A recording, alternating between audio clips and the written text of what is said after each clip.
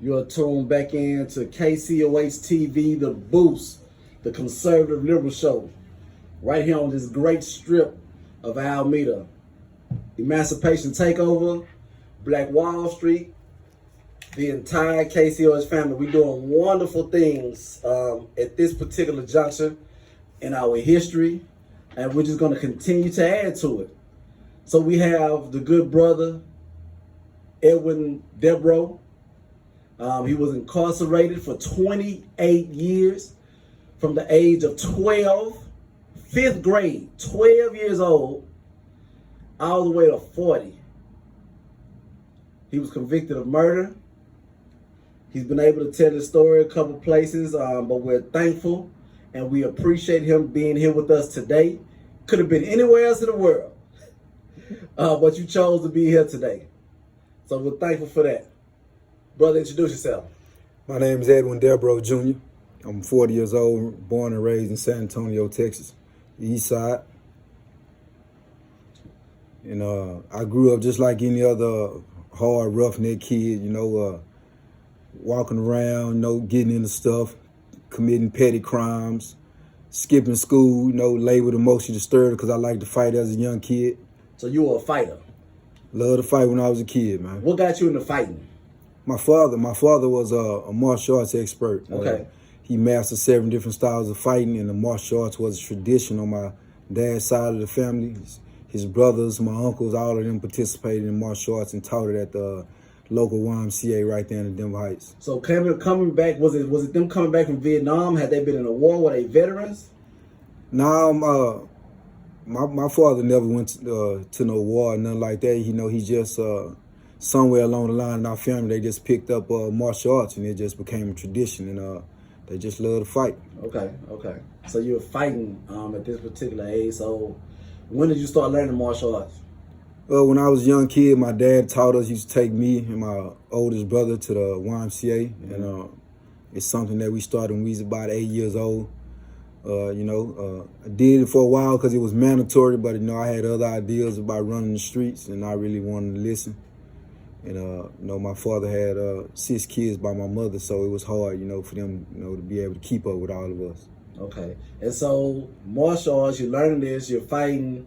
This is before 12. How did that training play into your mind frame when you were in the streets as a young kid? Because you're still developing. You're not even developed, and you're 8 years old. Your old man, I'm sure he's pretty hard on you. Yeah. He wants you to be good, so he's not cutting you no slack. So it's making you harder as a child, as a young man. How did that mentality play when you started getting into the streets a little bit deeper? My dad taught me to be tough. He wanted me to be tough. He didn't want me to be in his words, no hat. That was his word for saying someone was like a little punk or something. And the way my dad raised me, someone hits you, hit them back. Don't take no butt whooping. You go out there, you fight till you win. And that's just the way it was. So I grew up, with a tough father. And he actually encouraged me, fight. My dad felt like, when someone attacked you, you need to be as brutal as you can be to let them know not to screw with you again. And that's what my dad instilled in me. And so that's what you were doing. If something came to you, you were going to make sure that you did your best, for lack of a better term, to destroy that person's will to ever come back to you and send a message to those others that were thinking about coming and doing something to you as well. Yeah, I wanted to survive. That was my only means, was to survive by any means necessary, so I wanted to live just like any other child wanted to live. Okay, so now martial arts, you're learning all this, and you're in the streets. How does and what age were you when you started going to the streets? How does someone at that particular age get into the streets in San Antonio, Texas? Well, I started going in the streets, man, when I was about 9 years old, 9, 10. I hung around older guys, so I didn't hang around kids. I can honestly say today that the guys I hung around with, all of them dead. They've been gunned down since I've been in prison. Okay. I could name names, but it ain't necessary. They dead. We all know, people listen know from San Antonio. These guys were, they were killers. This is what they did daily. I hung around them. Some of the things that they did rubbed off on me, and it influenced me in a lot of negative ways. What was the hardest lesson that you learned when you were hanging around these guys? What's the lesson that they always taught that you took with you, especially when you went into prison? One lesson that I learned from these guys is never to break. You know, don't be no pushover. You know, you have to be strong in anything that you decide to do in life. Mm-hmm. So that's something that your father put on you too. Yes. So now it's just like it's compounded. Like, I have to be this particular person. I have to be a tough. I have to be somebody that people are gonna think twice about approaching me if they ever do think about robbing me or trying to come take something from me. Yeah, especially when you're young. You know, because San Antonio back then, you know, it had a lot of young juvenile crime, and it was one of the reasons why they enacted the juvenile justice law. You know, because it was so much crime happening by juveniles, or at the hands of juveniles. So yeah, I mean, people can pretend to be tough. You know, I mean, that's just a way for some people to survive. You know, there are some people who actually really don't take no mess from people. So I consider myself an easygoing kid, cool, but I didn't tolerate, people playing with me, or being disrespectful, or what I consider to be disrespectful. Okay. So now, did you ever go to school? Yeah. I went to school, man, and that's the place where, I had a lot of fights at, So I went to several schools on the east side, Herman Hirsch, Dory Miller, Douglas, Booker T. I love school, man, but when you're young and you're a young black kid and you like to fight, or you deemed aggressive, you labeled emotionally disturbed. Okay. So I was labeled emotionally disturbed and ended up getting kicked out of the independent school district and sent to Achievement Center. And what is an Achievement Center? It's like detention. It's structure. It's you sitting in class and basically you in one or two classes all day. If you don't act right, you can be restrained by the teachers, or you can be sent to alternative classrooms. So it's more structured than it is in a public school. And how did you respond to that? Coming from the structure with your father and coming from the guys in the streets telling you all these things, and what age were you at this particular time that you in this Achievement Center? But how did that structure clash or mesh with the structure that you learned from your father and the other men that were teaching you in the streets?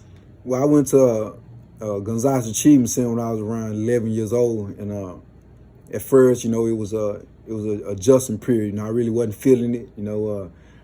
One of the it was crazy that when I got to the school, I realized that there was a large amount of young black kids there at the same school. I think for the most part, educators didn't know how to deal with kids from my neighborhood, or the way that they dealt with us was by shuffling us off to achievement centers. Okay. Because they didn't want us maybe around other kids in the district or whatever. And so I went to there. At first, I was rebelling. I really didn't like it, and then I actually started liking it. Okay. What did you like about school? The teachers were more patient. They were more hands-on, and they made it entertaining, because when you're young, you got to keep a kid occupied, and by whatever means that you're able to find to keep that kid occupied, that's what you got to do. Okay. We're going to do a reset right here. KCOH TV The Boost, the conservative liberal show. We have Edwin Debrow, incarcerated for 28 years from the age of 12 to 40. So now you're in school, you're doing a little bit better. What's your favorite subject? Writing and language. Okay, so are you a writer?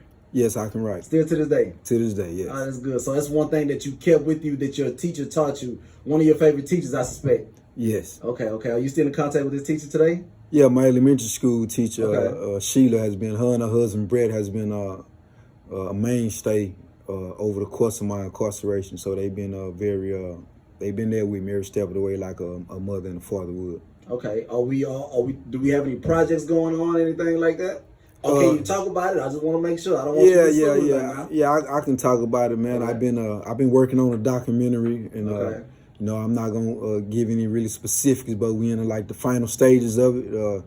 We getting ready to put it out. Of course we'll know, the public will know when to get out there. So it's always been my goal to impact the community in some way. So by me telling my story and me having these experiences, because a lot of people talk about things that they really don't have no idea what they're talking about. And but when you lived it and you've been in it, you're able to speak on it, and people willing to listen to that. And my goal is to impact the life any life, if it's just one life, to keep a kid from making them same mistakes that I made as a child. I agree. I commend you for that. I commend you for that. So we want to get into the events that got you to the incarceration. So if you don't mind, I don't know how you can talk about it. I know you is given a couple articles. Tell me what led up to that event where you fired a gun, from my understanding. Give us the steps. I mean, you don't have to get so graphic, but give us the steps. Give us that mind frame. Give us what's happening and what you were thinking about before then that led up to that tragic event. Well, this crime happened on September 21st, 1991. Of course, I was 12 years old at the time, and earlier that day, I had got arrested for criminal mischief. Okay. And I was taken to the Barry County Juvenile Detention Center. And for some reason, unbeknownst to me at the time, I was released to the custody of a guy named Floyd Hardeman, who they would later on say was my uncle. But in all honesty, we have no relation. So they never checked like the relation? There was no paperwork? There was no verification or anything? No, they didn't. They released me to Floyd Hardeman's custody. He was a 33-year-old convict at the time. I didn't know that, but I ended up finding out later on that he had recently got out of prison that February for stabbing an 86-year-old individual. And he murdered him. And how did he know you? He was a friend of my family's. Okay. And that's how I met him. Did somebody from your family say, go get Edwin? No, because I actually didn't want my mom to know that I was in juvenile. Okay. So, they released me to his custody. They actually had my friend's mom take me to his house. So he never even showed up at the juvenile detention center. And Floyd was a drug addict. And at the time, growing up, I had carried an array of guns, handguns. And, one thing led to another, drinking, bad choices. We get in the car. And you're drinking at 12. Back then when I grew up, everybody used to drink Thunderbird and grape Kool-Aid. It was just favorite thing that people used to drink. So we get in the car, and Floyd, while the guy's driving, he starts grabbing the guy. The car speeding, it's going out of control. Hold on. So what car are you in? A taxi cab. In the taxi cab, okay. And Floyd starts grabbing him while he's driving, the car speeding, it's going out of control. And in my mind, I'm thinking the only way I'm gonna get this car to stop is by shooting. Not realizing that was gonna cause a whole nother chain of events. Now, was the intentions to rob the guy?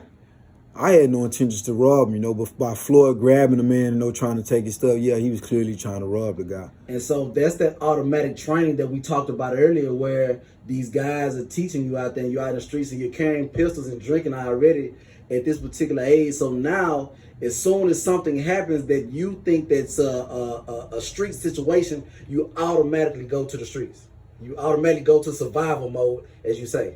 Yeah, I mean, if you haven't been taught any other way, it's your instincts kick in. It's just like a soldier going in the military. When he faced with a situation, his instincts kick in on how he should survive that situation. My thought process was twisted, and it was just careless, young and not really understanding what's going on, and not really being aware of that this mistake, this intentional mistake, would cost me 28 years of my life. That was the result. Okay, so you can continue. So after that, I pulled the trigger. I shot him. The car crashed into a house. It went through a fence, crashed into a house. The last thing I remember, is Floyd jumping out. I crashed with the car, and from that point on, I don't remember anything else about that. I don't remember how I left. It came out later on testimony that I was found, like miles from the scene. I was told. I heard some other witnesses said that I ran that far and passed out. I woke up in the hospital, so that's as much as I can remember right there. So at this point, you pull the trigger, the person ended up passing, ended up dying. You got out the car. You don't remember hours. You don't remember stuff that happened for hours. You don't remember how you got to where you were after the car crashed. And we can get back to it, but one thing that's coming out now about a lot of individuals that got out of prison is the trauma. How were you able to deal with that? I know we're skipping a little bit, but how were you able to deal with that trauma over time, as far as there's a point of your life, some hours that you don't even remember? And then maybe later on down the line, you can tell us a story. Well, okay, yeah, I thought about it. And this would happen. But at this point, there's a point of your life where you don't even remember. How can you start to recruit from that? I mean, there's nothing you can do about something that you can't remember. To this day, I don't remember. I mean, I had head injuries. I was unconscious. So from that point, after the car crash, I have no recollection of what happened from that point until I woke up. I mean, you just go on with life. My goal was, even at 12 years old, I feel like my parents taught me right from wrong. So I instantly, and then my training going through the youth facilities and state schools was that, you accept responsibility for your crime, your action, you don't be in denial. So I never really got into the debate about, a 12-year-old brain being fully developed and able to understand. What I know for certain is that at 12, I had no idea that incident would cost me 28 years of my life. I was not aware that, I would be a felon, can't vote, would have all these restrictions placed against me, would have a hard time getting a job, and that I would have to live with that for the rest of my life. So that part of it, I wasn't aware of it. But I say I was taught right from wrong because my mom disciplined me when I did something wrong.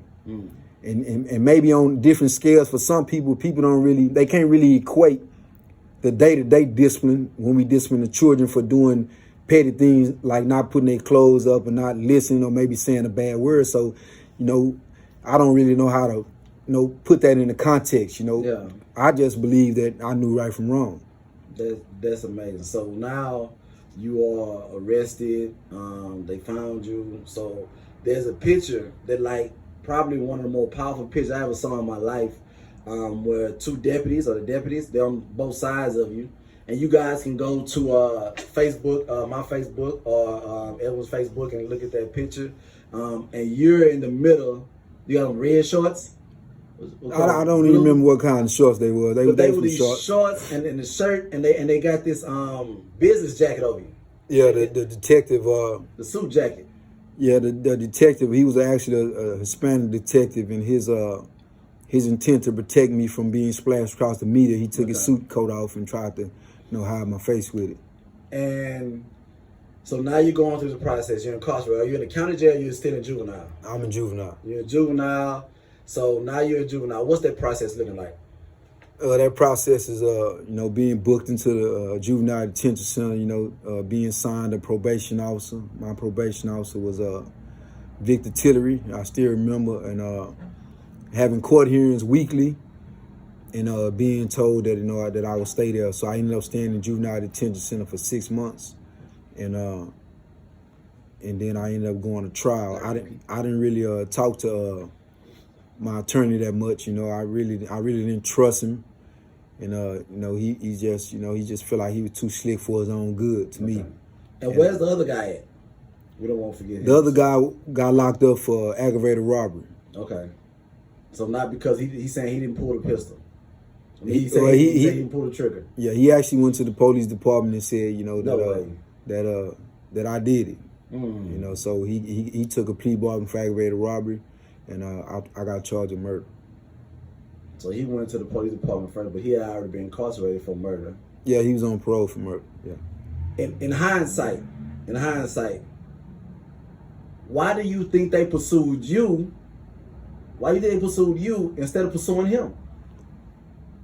Even with him being first to go to and tell the people he's already a convicted murderer.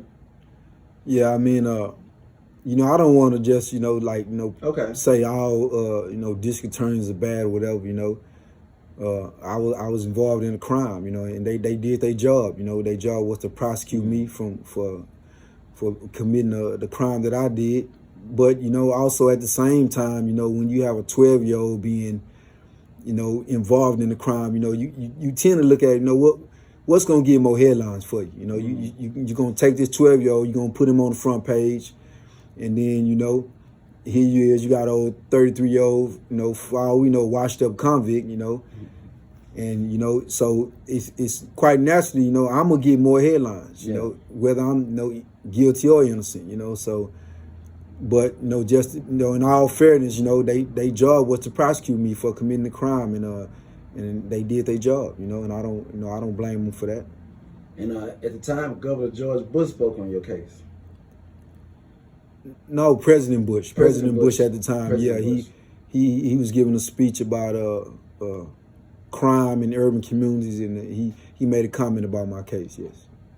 How do you think that affected your case? I mean, you have the President of the United States who makes a comment on it, and everybody sees it. The parole board sees it. It made it that much harder for me to be released from prison, and that's a whole different story too. How I ended up getting out of there. It was, God's blessing.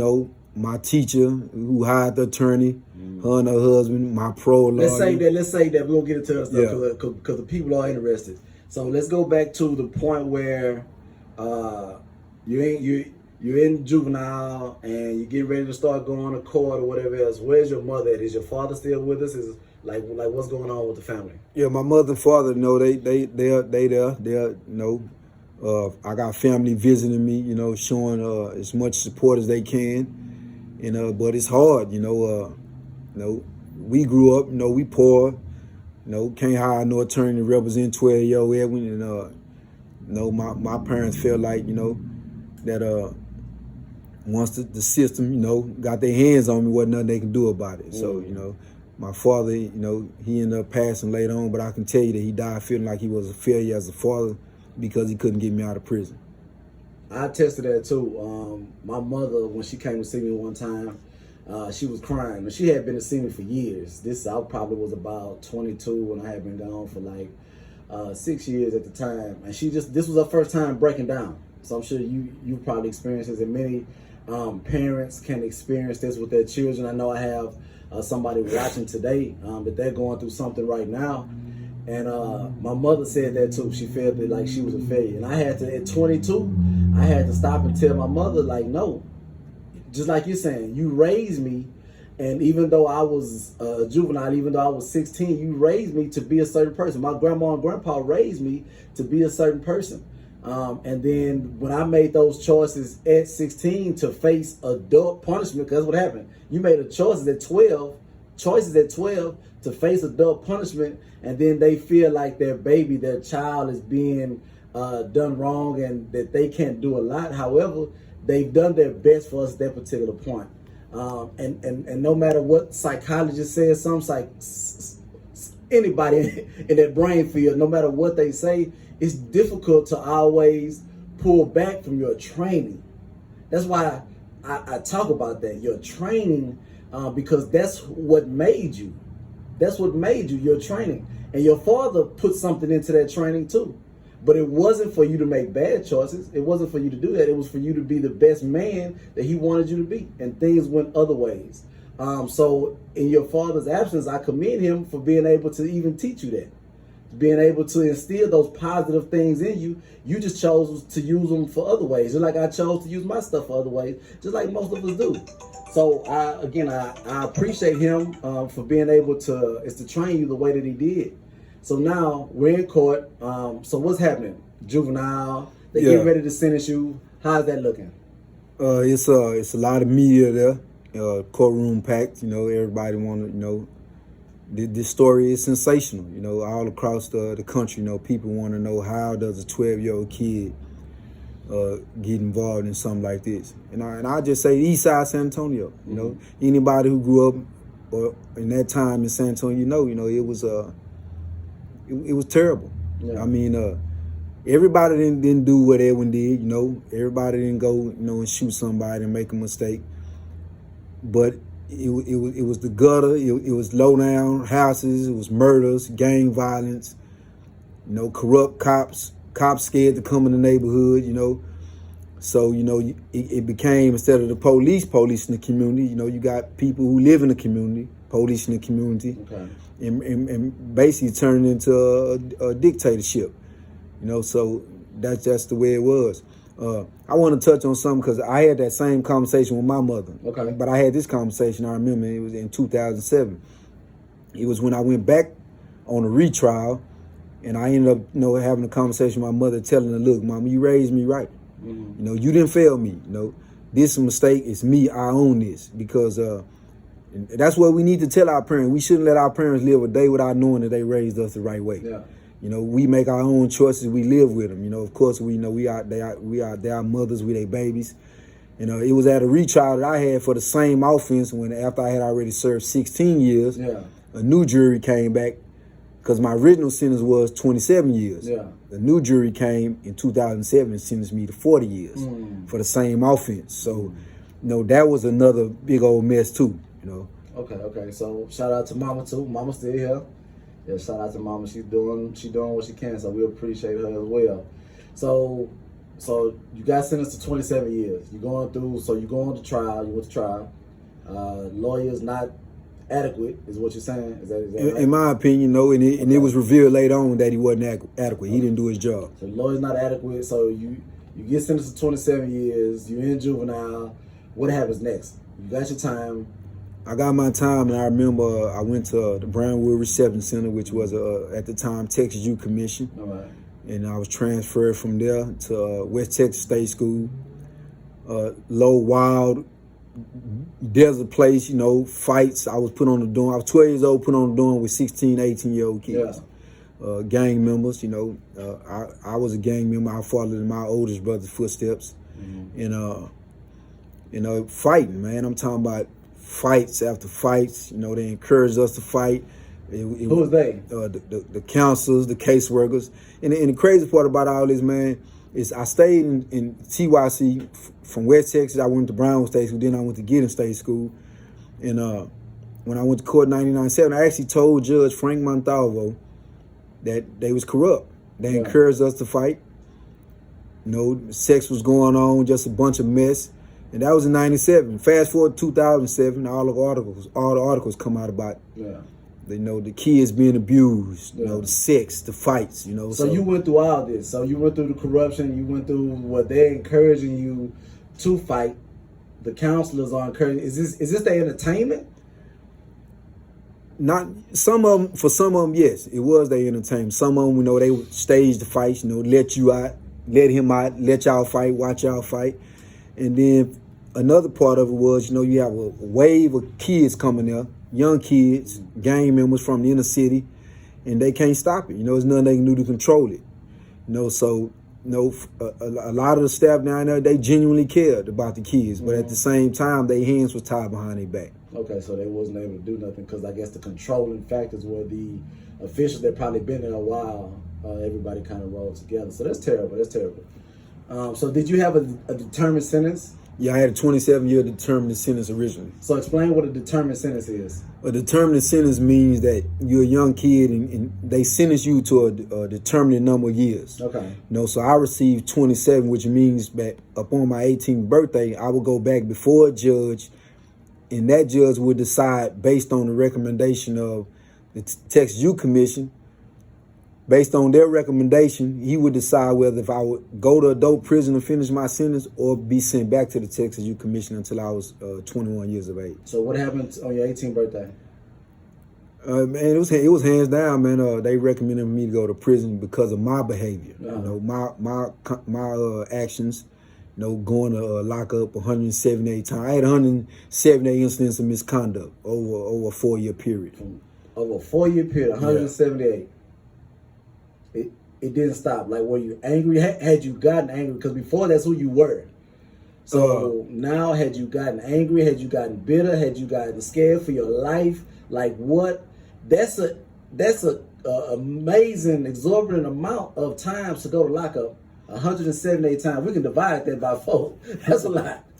Yeah, man. I mean, a young kid, man, and not only that, man, that, you know, here you is with other young kids, you know, and this ain't a school, you know, this ain't like public school, you know, this is a big old fence around it, you know, they got guards and, you know, so forth, and, you know, we just, man, we fighting, man, every day. And not only that, you know, when you go to prison or youth prison when you're 12, they think something wrong with you. They think you screwed up in the head. Yeah. And they thought everyone was screwed up in the head. So the first thing they say, hey, we're going to put them on Thorazine. And they went from one psychiatric medication to another, and I, you know, from Depakote, Solary, Melorel, lithium, Zoloft, you know, just an area of different psych meds, man. And it took me years to realize that actually those meds was actually making me angry. You know, I was bitter.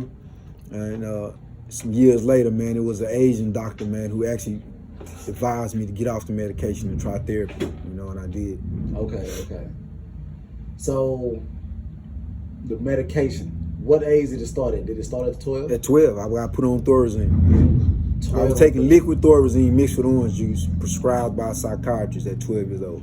And did you know that you were taking it? I didn't know what it was at the time. You know, I don't think at 12 years old I could pronounce Thorazine. Yeah. I mean, as far as the side effects of it and all that, no, I just knew I was prescribed this medication. You know, you can't sit down and explain to a 12-year-old kid something about a psychotropic drug. Yeah. You can't explain to him the ramifications of what a psychotropic drug can do to his mind over a period of time. Because your mother is not there to say, no, don't put my child on that or do that. You're 12 and you're saying, I'm going to take this because now you're a ward of the state. So they're in control of your mind. They're in control of the drugs they give you. They're in control of all of this. Yeah, and I've been in places where they would literally hold you down and force your medication on you. And I've had it happen to me before.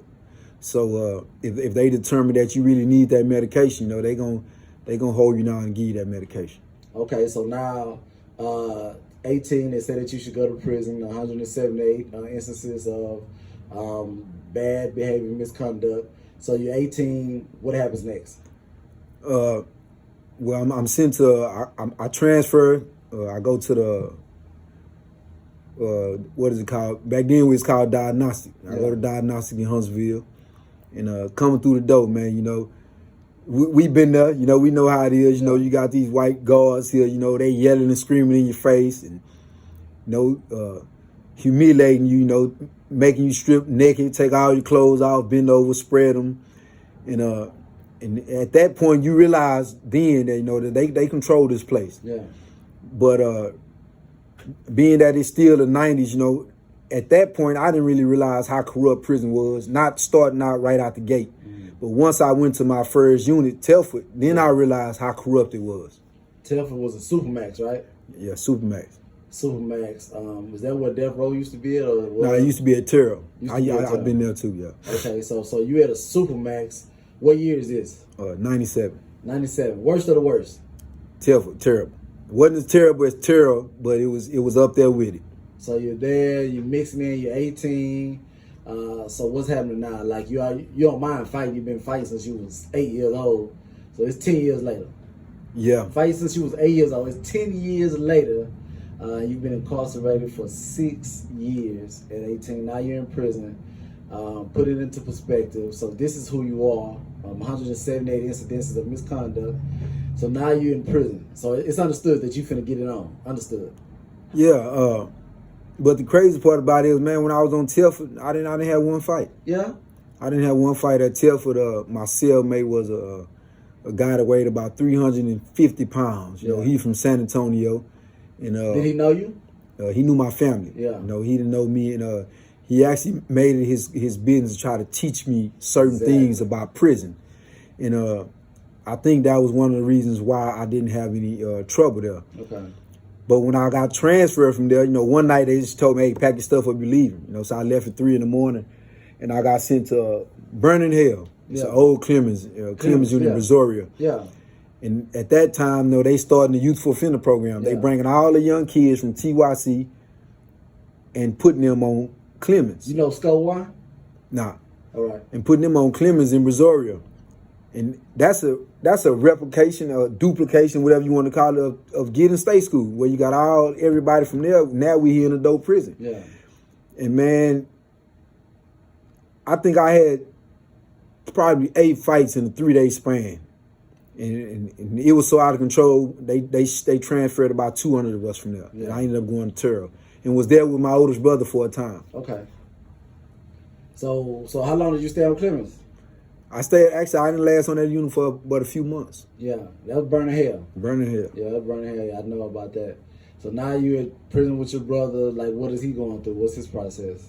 Me and my brother was on the same unit on Terrell for a while, and it was Man, I was on closed custody. You know, I'm on closed custody. We at the bottom of the barrel. You know, it's so closed custody is just a level of where you lose your privileges at. So it's basically the worst level before you go to lockdown, as said. So you at the one level before as said, you know, but back then, you know, you locked in your cell, you come out for 2 hours of recreation. They giving you your food through a sliding door. Are you still on the medication?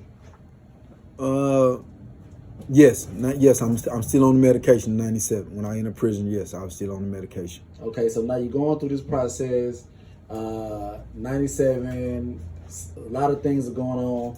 How do you start changing yourself? How do you start realizing that some things you need to do to change yourself? Or is it just fighting? Because you go to some other prisons, so are you still just fighting, or are you changing yourself? Are you getting a GED? Or did you get a GED when you were in TYC? How's this process going on? What changes are going on in your life? I actually took the GED while I was in state school. Okay. But I took 2 parts of it, and then I went on bench warrant for the murder case and never got to finish it. So I ended up being transferred to adult prison before I could finish. And when I was younger, I liked to fight just for the hell of it. You know, as I grew up, you know, I wouldn't fight unless it was necessary, unless you put me in that position where I would have no choice but to fight you. A lot of people on the outside looking in, they don't understand what it's like to live in a prison environment, and they don't understand what it's like to actually have to survive that environment. You know, so it's easy for somebody to say, they down there screwing up and doing this, doing that. But put yourself in that situation, and you are just as able as any other person to react in that same manner. Yeah, very, very true.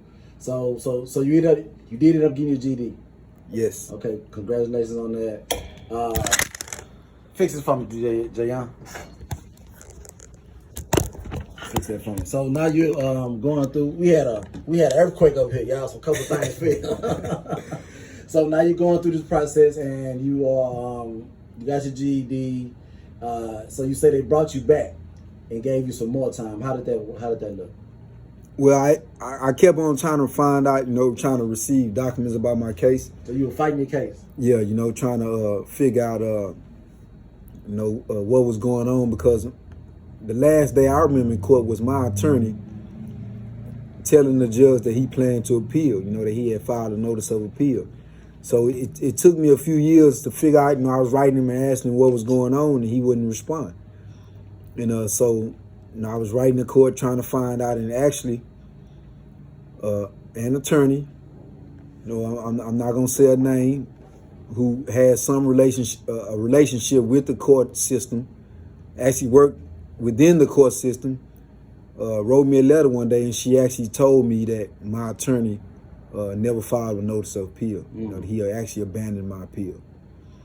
So at that point, you know, I went to trying to retrieve the documents on my own, and then I ended up finding out that the district attorney's office was kind of dragging their feet when they didn't want to just come out and admit and say they had lost some of my transcripts. So I filed an appeal by myself initially, and then I was appointed an attorney, two attorneys actually, and I was informed that my case would be thrown out, you know, because the rules are the rules. Yeah. And if I don't have all of my transcripts necessary to have an adequate appeal, you know, it's going to be thrown out. How you feeling? You fighting for your life, basically. Yeah, you know, my goal was, you know, to go down there and try to reach some type of agreement with him. Because at the time I had served 16 years, you know. I felt like I was ready to go home. And so I'm not just all happy. I know I'm still locked up, but I feel like it put me in a better position, you know, in order to maybe go home a little sooner. Yeah. And so I also knew at that time that I was facing 40 years, so it was a gamble. Yeah. And I decided, you know, to roll the dice and go back. So you roll the dice. What happens? I go back, and I stated my objective, which was to try to reach an agreement with the district attorney's office. And in the process of me going back, I actually wrote my victim's mother a letter and told her, you know, how sorry I was. And it had nothing to do with no publicity. I wrote it personally to her. I didn't tell anybody, didn't tell my attorney. And we have a emergency court hearing one day, and it was about the letter that I had wrote my victim's mother. She actually turned the letter in. And you did it out of good intentions, though. Yeah. Okay. And they asked me, did I write? And I said yes. You know, and the judge was like, you know, well, okay, you know, there's nothing really wrong with that. And so I was trying to work out some type of agreement with them. They were saying no. They said they would give me 22 years. I told them I'd take it. But I wanted to sign for it right then. They said, no, let's wait 30 days and come back. During that 30-day span, they had contacted some wardens in TDCJ who knew me and who knew of my reputation, and they decided going back that they didn't want to deal anymore. They decided that we'll give you the same 27 years you had. And I felt like, you know, I didn't put in all that work filing these appeals and to come back and go back with the same 27-year sentence. So I decided, you know, let's pick another jury. Yeah. And so you going back to trial? Yeah, we going to trial. It took 6 months. We at trial. It lasted 4 days. You know, they picked a whole new jury. Some of the people, when they was picking jury, they just stood up and told the judge straight up that they couldn't give me no more time. Yeah. They was like, he was 12, he did 16 years. We just can't do it. So a lot of them got excused, you know, but they found a panel that said they could do it. And when they was deliberating, well, some of my witnesses were dead, so they actually dryly read their testimony into the record from the old transcripts from '91. And it was an issue at my trial about, because a priest, a hospital chaplain, had said he had talked to me when I was in the hospital, and he said I admitted to him that I killed the cab driver. Okay. So the jury heard him testify to that part of it, and when he testified to that part of it, when they made the jury leave, he recanted. And he actually said he don't know if I said that or not. Okay. But the jury didn't get to hear the recant. Yeah. They only heard him say that I admitted to it. So that was a big issue as far as the privilege, you know, because I'm talking to a chaplain who identified himself and presented himself to me as a minister. Yeah. So I didn't waive the privilege. My attorney didn't waive the privilege. So we felt like if I did say it was supposed to be confidential. Yeah. No, but I have no recollection of whether it was said or not. I don't remember. No, it's possible I could have said it, but from that time in the hospital stay, when he said he spoke with me, I have no recollection of it. Okay, so now you're going to trial again. So what's the results? I go to trial again, and they was deliberating. They was sending the judge notes, asking questions, and the judge would call us back in and respond and say that it's just our job to give them a sentence. And the verdict came back, and they gave me 40 years. So it went from 27 to 40. To 40. What was the thought process behind it? I mean, if there's something that they told you. I don't know. I never spoke to the jury. We didn't poll the jury. You know, they issued their sentence, and there it was. You know, I remember, you know, that my lawyer actually cried harder than my mama. Yeah. So and what's your feelings? What's your mind frame? No, I'm not gonna say I'm heartbroken, but I think at that point I done put myself in a position where, in my mind, I'm like, I can do this. You know, I hadn't cried up to that point. Later on that day, my mom came to visit me, and I cried. And my mom, you know, she looked me in my eyes and she told me, she said, "Son, if you got to go back down there and kick some butt, you know, kick some butt." Yeah. And you know, and that was it. You know, so, and I went back. So you went back. So now you going back. Are you going back to the same unit or what? Yeah, I actually went back to the same prison that I was on. Okay, and so now you back in, or you just like settled, or is everything calm in your heart, or are you ready just to get it on like your mama said? No, you know, at that point, you know, I've been in prison for a while. You know, I'm known, and I'm on a first name basis with wardens. And at that point, actually, it was some officials who are wardens now that actually had came and got on the stand at the trial and testified on me. One of them was honest, you know, and told them when I first came I had adjustment problems, but as years went on, I settled down. So they were more willing to help me, you know, succeed as long as I didn't resort to violence. Okay. And I didn't resort to violence. You know, I kept a good mind frame. You know, I stayed positive and went up for parole a few more times. You know, had some bumps in the road. You know, and you know, I just went on with it. So now we're at this point. You've been back. You got 40 years. You coming up for parole. How does that parole situation happen? How do you make parole? Well, in Texas, man, you know, I'm sure it's a lot of the listening audience, man, who are not familiar with it. Yeah. Texas is not like another state. You know, you don't have no public hearing. Yeah. And when you say see the parole board,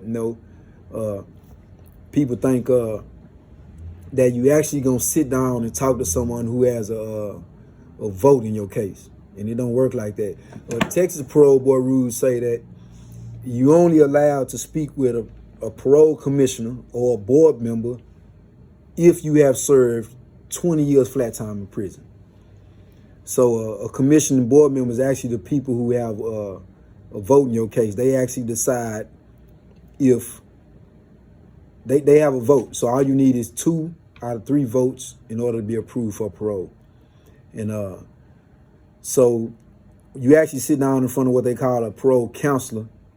This person gets all of your information. Basically, says determines if you've had a GED, if you have any college vocational courses that you've been taking, substance abuse, ask you what address you paroled into, and give you a chance to submit any supporting documents that you want to submit. The standard practice is that you will receive your parole answer within 90 to 120 days, and it'll be a paper in the mail. Or they will actually call you out and give you a piece of paper notifying you of your parole decision. So, and that's the process. I went through that process 8 times. I made parole my 8th time. And sometimes it's just a 5-minute drill. You know, you in and out, and you just wait on that piece of paper to come. So you make parole. You go to this program that I know about well. Tell us about like when you made parole. What was your thinking? And the reason I keep asking about like what's your thought process, because these things happen so drastic sometimes, and sometimes you're more willing to accept the negative as far as not making parole than to accept the positive.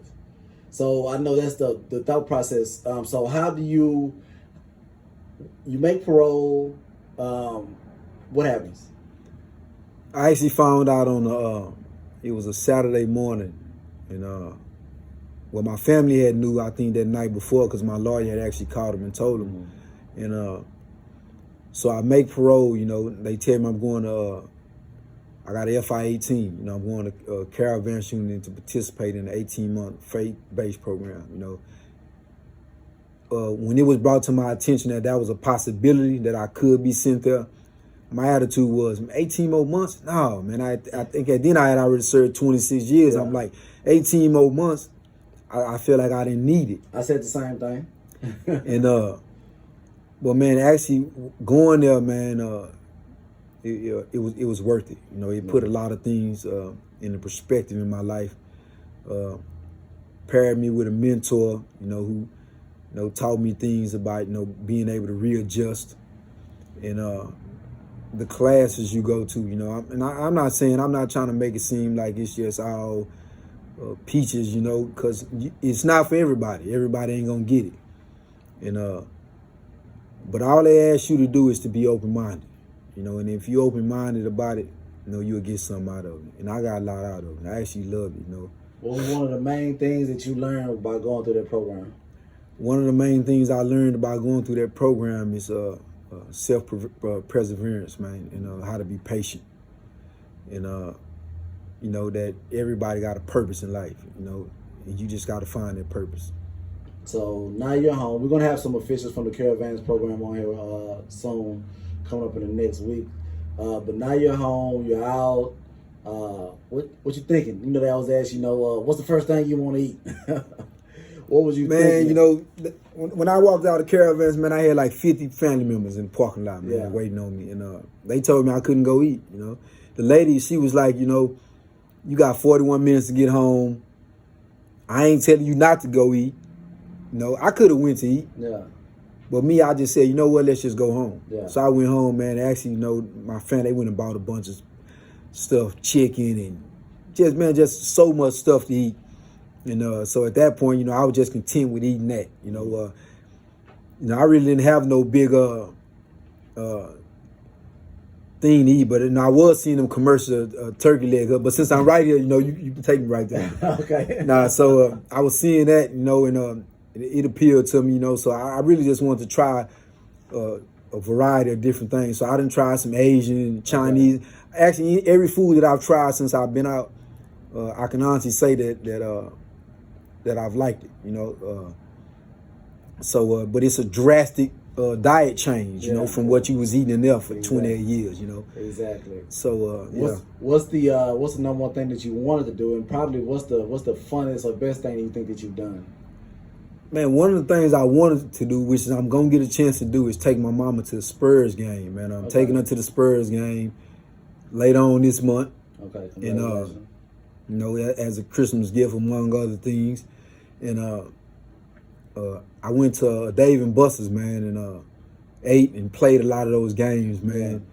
Yeah. And you know, it was actually exciting. It's something that I couldn't see myself doing. You know, I'm not big in the games or, you know, playing checkers and all that, you know, but it took me out of my comfort zone, you know, kind of like made me let my guard down a little bit.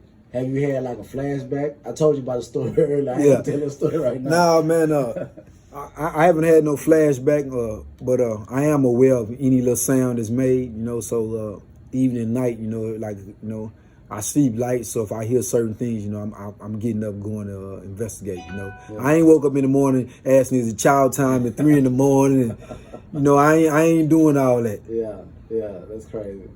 So, first Christmas, you had your first Thanksgiving, man. First Christmas, I mean, in 28, 29 years, man. What you thinking?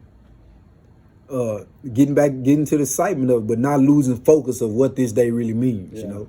For a lot of people, you know, the kids enjoy it. You know, you get them gifts, and you exchange gifts. Me, I'm content. You know, I'm not really you know, I'm content with what I have. You know, so I'm not asking. I'm gonna go, you know, do something special for my mom, and that's my main goal. You know, my mom. You know, so that actually, you know, her and a few other people are the only ones getting gifts. My family normally, I gotta be a millionaire to give everybody a gift. You know. But, so you always doing stuff for others, man. What does Edwin want? What would make you happy? Not only just this holiday season, but throughout. What would make me happy, man, is knowing that somebody will get something out of this. Yeah. You know, because my goal is to, you know, impact a life of a youth. You know, even an adult. You know, because you got mothers and fathers out there who don't know what way to take care of their children. They children rebelling on them right now. Mm-hmm. And they don't know how to deal with them, you know, so they looking for some type of intervention, you know. And if I'm the one, if you feel like I can help, you know, contact me. You know, I'm not gonna turn you down, no, and I'm willing, you know, to do whatever I can to keep a youth or anybody from going down that wrong path. So my goal ultimately is, you know, to speak on my experiences, publish my book one day, and just live the rest of my life by impacting someone else's life. That's amazing. That's amazing. I want to let you talk about too. I know you got. Want to talk about the impact of law enforcement.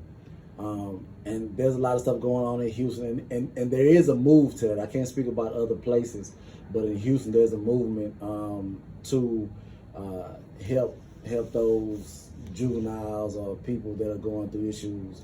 They really don't know how to deal with them, kind of how you were. So speak on your desire for that. Yeah, I'm trying to be involved in a lot of community justice things that's going on. And actually next week I'm supposed to be sitting on a round table, you know, with some friends in San Antonio, you know, and discussing issues about crime and trying to find solutions. You I have long held, it's always been my belief that, you know, the role of a responsible police agency is to prevent crime before it happens, you know, be proactive in the community. And for so many years, the state of Texas mentality been really all over the country. Mentality been, you know, lock them up, you know, and we know now that that's not the solution, you know. In Texas, you know, we've cut so many programs from prisons that have been able to help people, you know, and we've done it because of budget cuts, you know, because we don't have enough money to go around. So the first thing we do is cut education, you know, and we ask ourselves, why is education the first thing that's getting cut? No, it's a bunch of other things that need to be cut, but education should be the last thing that any agency cuts anywhere in America. Yeah. Because that's what gets people to where they need to be in life. If there's no education, if you can't educate the individual, what is that individual going to become? They're not going to know nothing. Yeah. So I find it to be a problem when you have people who are willing to cut money out of the budget that's needed to educate people, whether they even in prison or whether they out of prison. You shouldn't cut programs like that. I agree with you, brother. So we have something here called Free of Charge. DJ Young reminded me last night. If y'all don't know, DJ J Young is the producer of the Conservative Liberal Show. So he reminded me last night we got to get back to Free of Charge. So Brother Edwin, you're the first person to do Free of Charge. And Free of Charge is basically us saying, this is the advice that I have for you. I'm not going to charge you for this. It's your professional advice because you professionally did some time and you went through some stuff. And again, we're talking to Brother Edwin Debrow, incarcerated for 28 years from the age of 12 to 40 for murder. So Free of Charge is you just giving the best advice you want the people to know, brother. The best advice I can give people out there in the streets today, man, is you're going to make mistakes. But whatever mistake you decide to make, don't let that mistake define the rest of your life and your impact that you can have on society. Because you're going to fall and you're going to get back up. And a lot of times you have to keep yourself away from negative surroundings. We know where we live. We know what's going on in one area, in another area. We know where the bad hangouts at. You have to think forward. You can't go and make a split-second decision and expect that to be the outcome of your life. Sometimes, really all the time, you have to weigh your costs and benefits and decide how much this decision is going to cost you and what you're going to benefit from it. That's amazing, y'all. Amazing. So I appreciate you, brother, for coming on the show. I think your story is not only going to change society. There's a lot of other stories out there, but I think your desire that you have to change society and change your life and to be a positive example is what's going to make the change. Again, it's not just about our story, it's about the way that we live, and I think that you're going to live differently. I see you. I see you living differently from when you were 12 years old. You don't have that anger, you don't have that desire that you have to prove a lot of stuff, man. The only thing that you seem to want to do is to be a positive example, be a blessing to others. So I commend you. The Conservative Liberal Show thanks you for coming on. And I mean, anything that we're going to do, I know we're going to do some more work together. So we've been talking a lot, advising. So whatever we can do, brother, we're here. And again, I appreciate you coming on the Conservative Liberal Show. We just got through listening to Edwin Debrow, young man that overcame a lot. Family has been there supporting him. So that lets you know, guys, if you have somebody in that incarcerated life right now, whatever you can do, send them a book. You can send them a couple dollars to commissary, and I mean send him a book to read, not put nothing on his books. But if you want to send something to his books, that's wonderful too. But support how you can. Send them a card because it means a lot. Now you're gonna get a letter back. If you write a letter, you're gonna get a letter back now. So if you don't want to put your return address, because that happens, I know that happens, man. But we appreciate again you coming through. This is one of the many interviews that we're going to have on the Conservative Liberal Show. We desire to be impactful. We desire to influence. We desire to educate. So thank you guys for listening to the Conservative Liberal Show. Keep tuning in.